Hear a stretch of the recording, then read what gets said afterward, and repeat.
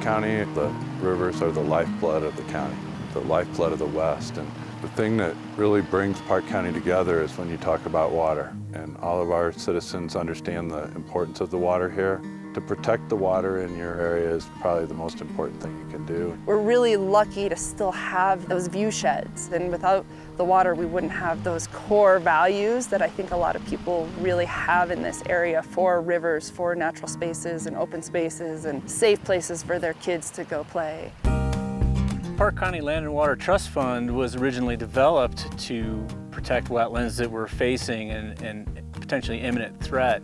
The Park County Land and Water Trust Fund was established in response to the proposed South Park conjunctive use project in 1998. That project was designed to pump large amounts of groundwater from aquifers in the Tarryell Creek watershed to augment municipal water supply in a downstream city. The community overwhelmingly supported the sales tax for the Land and Water Trust Fund. In the early 90s, when our county was fighting for its water against Front Range communities, it began to support a legal battle to keep water here. Water resources are not replaceable. We want this water storage inland before we want it flowing down the stream and evaporating in a hot sun. There's been a tremendous amount of pressure over the last 20 years for more and more water to leave this county. And there are more entities and municipalities in the Front Range that want the water.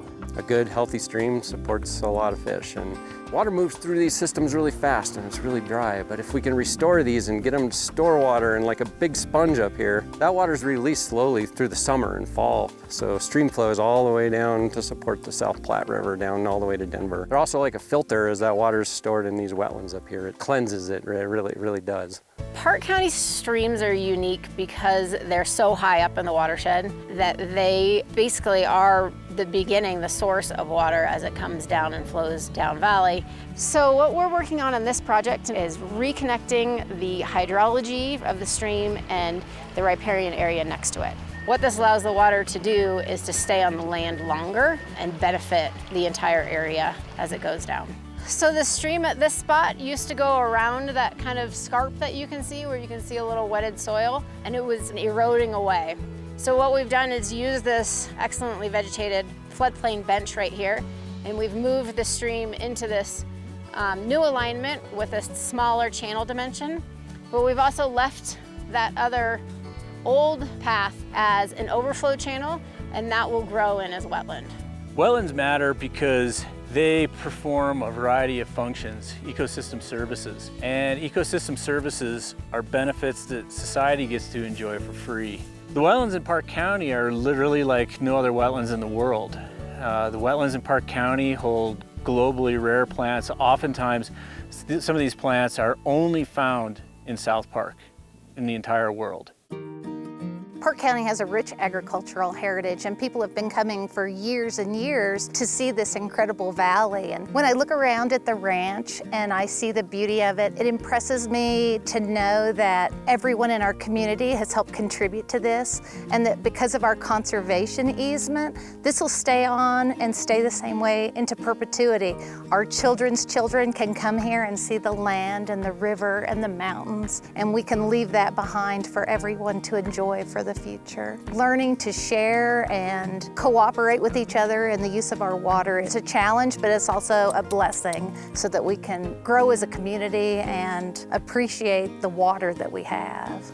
We are good stewards of the land and the open space because we actually make a living on it. We know what it takes to take care of it. It's our livelihood, and we want to see it continue. Without that ranching tradition and without working together with our neighbors, our way of life wouldn't exist. I think the big thing, once the water's gone, it's not coming back. It's an ongoing battle to keep the water that we have. I think it matters that Park County supports ranching because it's a dying breed. It's becoming harder and harder to be able to have a ranch and to have a ranch support your livelihood and to be able to make it ranching. There's an underground aquifer on the ranch that's a natural spring, and it's always wet, so it produces a lot of fen, and there's sedges and juncus type grasses that grow in there. And then above the creek, there's all kinds of interesting plants. There's some rare species of grasses that are down on the creek. I think if there's a single attribute of Park County that makes it exceptional, it would be its water resources and the recreation activities and opportunities that are directly dependent on those resources. A majority of our recreational economy is based on and dependent on our streams, our reservoirs, the quality of the water, and the source water areas. So the Alamo Riverwalk project has a tremendous amount of benefits for all generations. We have this beautiful 21 acres of pristine wetlands and river. It's not just to allow for access to it, but it's to preserve it in a way that allows for amazing wildlife habitat, fisheries, water quality preservation.